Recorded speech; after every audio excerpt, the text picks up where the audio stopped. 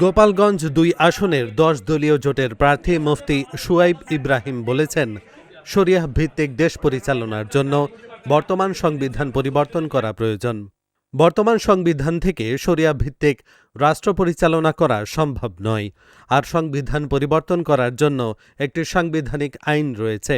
সোমবার দুপুরে ত্রয়োদশ জাতীয় সংসদ নির্বাচন উপলক্ষে দলীয় কার্যালয়ে নিজ ইশতেহার ঘোষণাকালে তিনি একথা বলেন।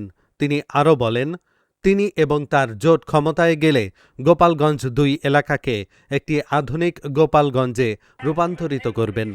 শিক্ষা দীক্ষায় এলাকার মানুষকে উন্নত করা সহ তাদেরকে সব ধরনের সহযোগিতা করারও অঙ্গীকার করেন তিনি।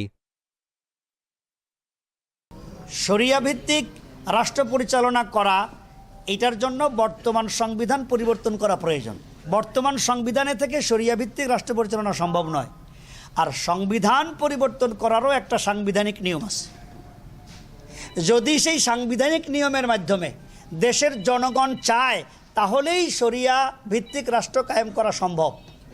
এটা অবশ্যই মুসলমান হিসেবে প্রতিটি মানুষের একটা চাহিদা, যে প্রতিটি মুসলমান চায় শান্তির জন্য ইসলামী রাষ্ট্র, ইসলামী ব্যবস্থাপনা। যদি জনগণ চায় তাহলে তাদের জন্য অবশ্যই করা হবে। জনগণ না চাইলে সাংবিধানিক পদ্ধতির বাইরে গিয়ে তো করা সম্ভব নয়।